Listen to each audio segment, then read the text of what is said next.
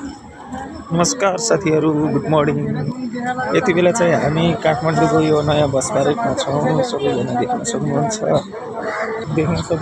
यो चाहिँ बिहानको समय एकदम मान्छेहरूको यताउति जाने गरेको छ। हाम्रो बस चाहिँ त्यहाँदेखि लाग्छ, यताबाट लाग्छ, देख्न सक्नुहुन्छ। यो चाहिँ कान्तिपुर महल हो। एकदम ठाउँ चाहिँ सफा छ। जोस् हजुरहरूको सामु म भिडियो देखाउन गइरहेको छु। अब हामी चाहिँ यहाँदेखि बाहिर मेन हाइवे रोडतिर प्रस्थान गर्दैछौँ। साथीहरू देख्न सक्नुहुन्छ।